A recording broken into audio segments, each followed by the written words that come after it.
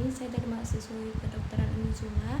Di sini saya diberikan tugas untuk memberikan kayak seputar bagaimana sih cara pemasangan dan dia pencabutan dari si implan dan juga ada IUD.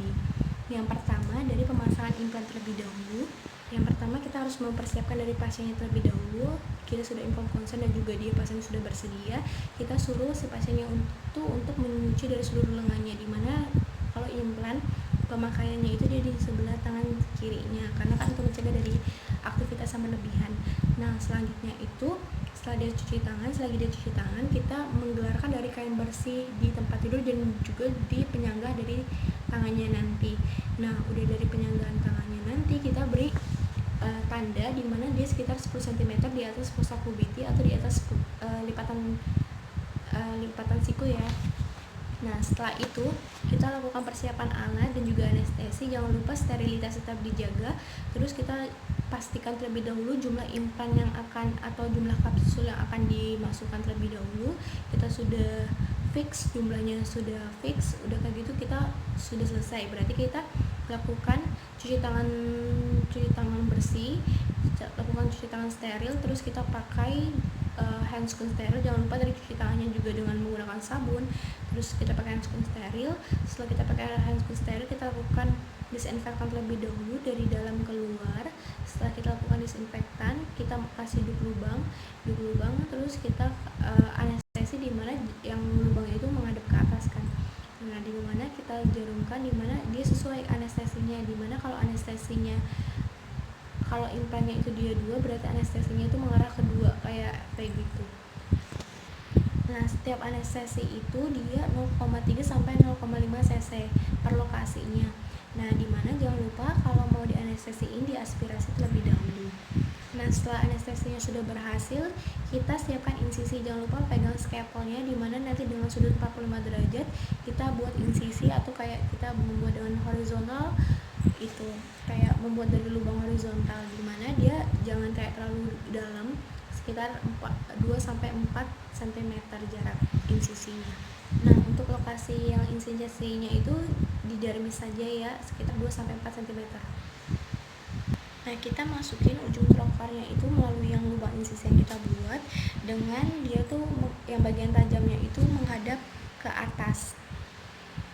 Nah setelah trokarnya itu dia masuk atau kayak seperti ada tahanan seperti itu, kita buka dari pendorong di bagian trokarnya itu di bagian belakang kita buka, dimana kita jangan lupa ambil si implannya itu dia dengan pinset atau juga dengan kan kita udah menggunakan dari si handscoon steril, kita ambil implannya terus kita masukkan implannya ke dalam trokar tadi dengan yang pendorong tadi. Nah didorongnya dengan sampai ada kayak ada rasa tahanan seperti itu. Nah apabila kayak sudah ada tahanan kan udah kita dorong. Nah kita misalnya kita mau masang 2 implan, kita tarik, kita mundurin sedikit si trokarnya, tapi kayak jangan sampai dikeluarin semua, kita tarik sedikit terus kita pindahkan ke arah selanjutnya, jadi kayak huruf V gitu, sekitar si sudutnya itu 30 derajat. Nah sama tadi, jadi kayak kita udah pindahin, kita tarik terus kita kayak masukin lagi, terus kita buka dari pendorongnya, kita masukin implannya perlahan sampai kita dorong dengan pendorongnya tadi, sudah.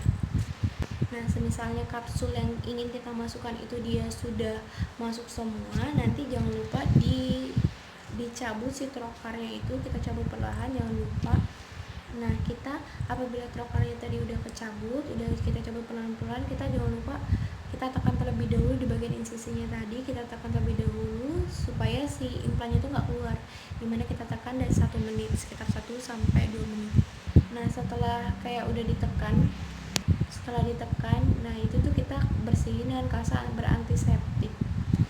Nah setelah tadi udah ditekan pakai kasa steril, kita jangan lupa dilingkarin tangannya itu dengan kasa steril, terus jangan lupa difiksasi. Nah kita setelah itu kita edukasi kepada si pasiennya, dibilang ibu mohon tangannya dilurusin aja sekitar 15-30 menit, dimana kalau dia kayak warnanya kayak kebiruan itu memang wajar ya ibu, memang kayak komplikasinya bisa seperti itu.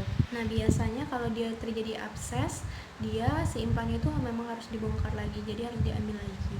Nah kita lanjut ke pencabutan dari si implannya. Nah sama kayak seperti tadi untuk dari pemasangan implan, jadi harus ada inform konsen terlebih dahulu sudah dicuci lengannya, sudah digelarkan kain bersih di tempat tidur dan juga itu, terus juga sudah kita fiksasi, udah kita palpasi di bagian yang kayak mau dilakukan insisi juga untuk dikeluarkan, kita tahu lokasi si implannya. Setelah itu si pemeriksa juga udah melakukan cuci tangan, udah melakukan pemakaian handscoon steril. Nah selanjutnya itu nanti si pasiennya itu kita lakukan aseptik juga, kita lakukan pembersihan atau disinfektan terlebih dahulu, dimana dari metode dari dalam keluar. Nah udah kayak gitu kita lakukan pemasangan duku lubang. Setelah pemasangan duku lubang, jangan lupa kita anestesi dengan sesuai lokasi yang tadi. Nah sebelum di anestesi kita lakukan palpasi terlebih dahulu. Nah sesudah, kalau kita di prinsipnya sama kayak yang tadi, sesudah di anestesi kita akan melakukan insisi. Nah sudah di insisi kita tekan dari atas ke bawah. Nah nanti kan dia akan muncul tuh, nanti apabila kayak dia lengket, nanti baru bisa dibersihkan terlebih dahulu dari jaringan si sekitarnya. Nah habis itu kita ambil dengan klem, terus kita cabut perlahan baru kita fiksasi lagi. Jadi seperti itu. Nah itu untuk pemasangan dan juga untuk pencabutan dari si implan. Dari pemasangan dari si IUD atau AKDR, dimana biasanya itu IUD-nya yang dipakai atau AKDR yang dipakai itu si koper T380A. Nah yang pertama dari pemasangan dari si IUD atau AKDR terlebih dahulu. Dari persiapan pasiennya sama dengan kayak implan tadi, jangan lupa dia disuruh inform konsen terlebih dahulu. Sudah inform konsen, menyampaikan dari proses dari langkah-langkah kerjanya nanti. Setelah itu si pasiennya itu disuruh buka celana dan juga dia disuruh untuk mengosongkan kandung kemih serta untuk membersihkan di bagian area genitalnya. Nah untuk dari persiapan dari pemeriksanya, jangan lupa dia disuruh menyiapkan alat, terus dia juga sudah cuci tangan, terus sudah memakai dari handscoon steril. Nah yang pertama untuk dari pemasangan IUD-nya itu dia ada syaratnya. Dia yang pertama tidak boleh hamil, terus atau tidak sedang hamil, terus dia tidak ada mengalami suatu radang kayak seperti radang panggul, dan juga kayak nggak ada lagi masalah seperti kayak ada penyakit infeksi menular seksual seperti itu. Nah selanjutnya itu kita lakukan pemeriksaan dari organ genitalnya, organ genital yang bagian eksternal dan internalnya. Nah untuk dari organ genitalia eksternalnya kita lihat apakah ada suatu ulkus atau juga ada pembengkakan dari kelenjar getah bening, juga kita apakah adanya suatu pembengkakan dari kelenjar Bartholini atau juga kelenjar Skene-nya. Nah kita lakukan juga pemeriksaan dari organ genital internalnya. Kita dari pemeriksaan di dalam vaginanya, kita lihat dari bentuk sama dari posisi uterusnya, dimana kita nilai apakah dia ada tumornya, juga ada infeksinya atau tidak. Nah udah kayak gitu kita lakukan juga pemeriksaan si inspektulo, dimana untuk memeriksa adanya cairan vagina atau kayak kita untuk memastikan apakah dia tuh menderita cervicitis, dan juga perlu dilakukan pemeriksaan mikroskopik atau tidak. Nah setelah itu kita lakukan pengukuran juga dengan pengukuran si uterusnya itu dengan pemeriksaan sondasenya. Kan biasanya dia normal kan dari 7 cm. Nah apabila dia sudah di sondase, terus kita kayak kasih penyanggahnya itu, jangan lupa. Nah setelah itu kita buka terlebih dahulu sarung tangan. Nah setelah buka sarung tangan, kita lanjutkan dari persiapan dari si IUD-nya. Nah selanjutnya dari persiapannya itu kita buka kertas penutup di bagian ujung yang berlawanan dari tempat AKDR sampai kayak plus minus itu sekitar setengah jarak dari leher si birunya itu.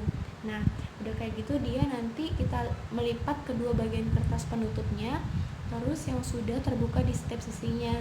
Nah selanjutnya itu dia masukkan lengan AKDR koper T380A nya itu ke dalam suatu kemasan sterilnya.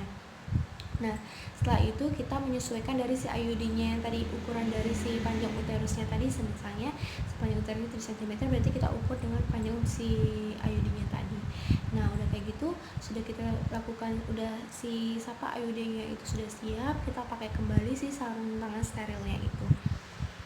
Nah udah setelah kita IUD-nya sudah siap, kita udah kembali memakai sarung tangan steril, kita lakukan spekulum, dimana kita masukin ke dalam vagina spekulumnya. Jangan lupa spekulumnya itu dia dikasih gel terlebih dahulu.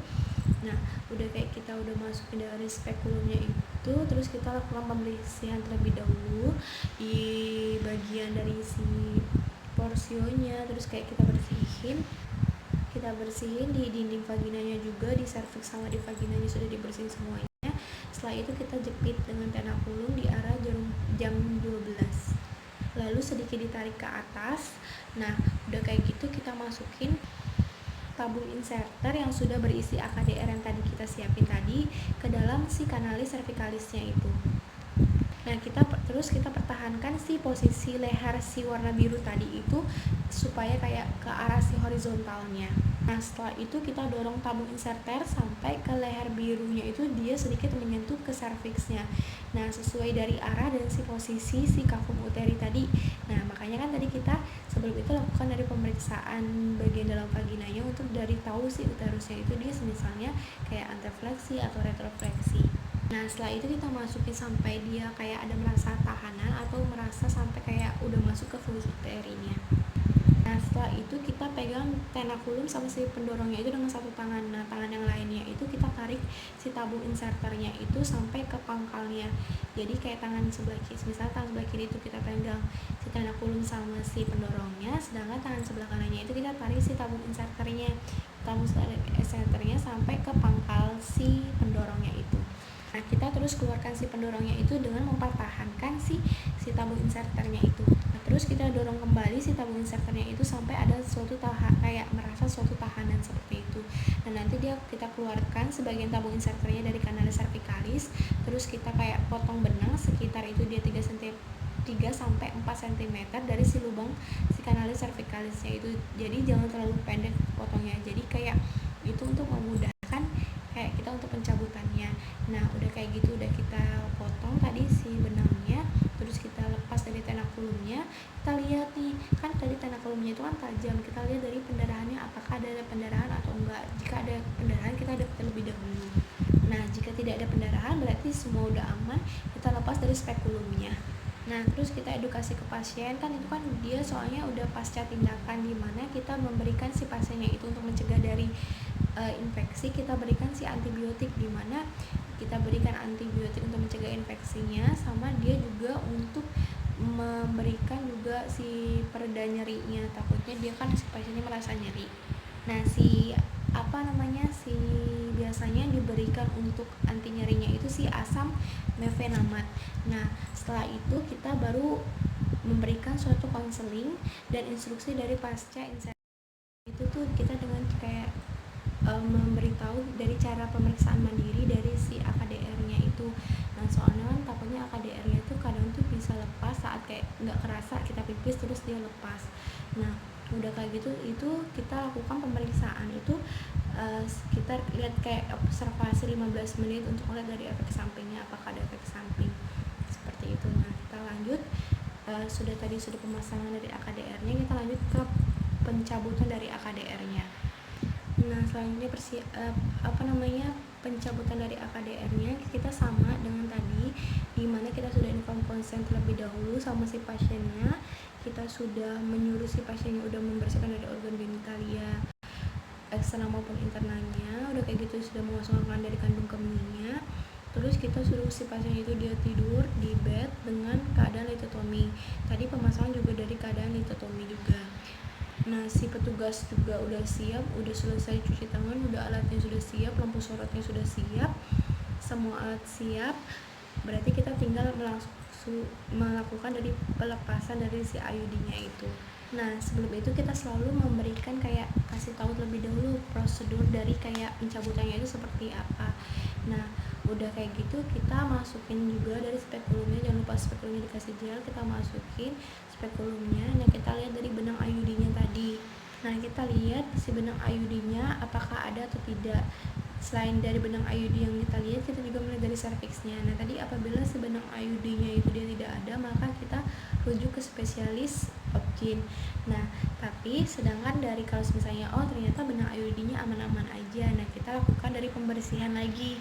Kita lakukan pembersihan di bagian serviks dan juga di bagian si vaginanya dengan menggunakan dari antiseptik.